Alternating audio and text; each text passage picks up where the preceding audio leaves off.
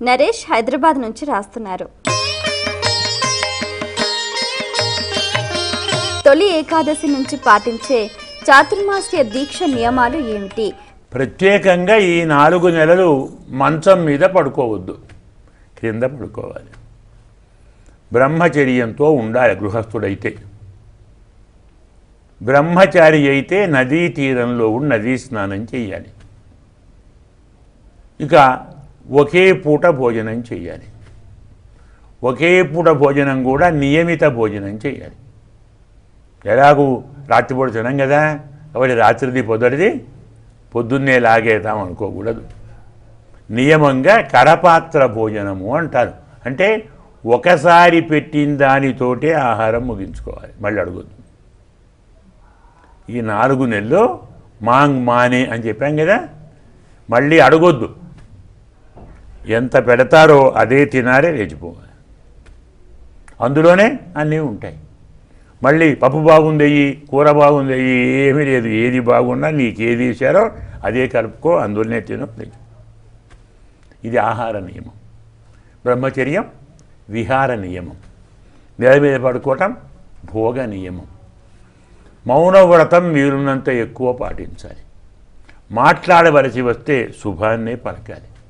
ఎవరిని కోపించకూడదు, ఎవరిని నిందించకూడదు, ఎవరితోటి కలహించకూడదు. ప్రధానంగా చాలా కష్టమైన పని అబద్ధం ఆడకూడదు. వీలున్నంత తక్కువ నిద్రపోవాలి. నిద్రలో కానీ మెలకువలో కానీ ఖాళీగా ఉన్నప్పుడు కానీ పరమాత్మ నామాన్ని స్మరిస్తూ ఉండాలి.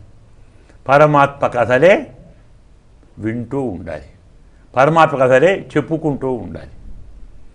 ఇలా ఈ 4 నెలలు భగవంతునికే మన శరీరాన్ని, మనస్సును, వాక్కును అంకితం చేస్తే తరువాత 8 నెలలు కూడా మన మనస్సు అక్కడే ఉంటుంది. మళ్ళెప్పుడు వస్తుందా అనుకుంటాం కదా, ఆ భావన వస్తుంది.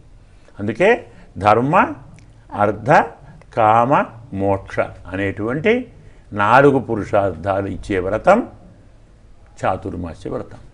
కామము అనగానే మరో భావన రాకూడదు, కోరికలు తగ్గించే వ్రతం కదా. మోక్షాన్ని ప్రసాదించే వ్రతం, ప్రయోజనాన్ని కలిగించే వ్రతం, ధర్మంలో ప్రవర్తింపజేసే వ్రతం. ఈ వ్రతాన్ని, చాతుర్మాస్యాన్ని బ్రహ్మచారి, గృహస్థుడు, వానప్రస్థుడు, సన్యాసి నలుగురు ఆచరించాలి. శరీరం, మనస్సు పరిశుద్ధమవుతుంది. ప్రశాంతమైన జీవనం అలవాటవుతుంది. అలాంటి వాడు తరువాత కూడా అలా బతకడం నేర్చుకుంటాడు. హింస, ద్వేషం, కోపం, జుగుప్స, నింద లాంటి భావాలు తొలగిపోయి మనస్సు ప్రసన్నమవుతుంది, ప్రశాంతమవుతుంది. చాలా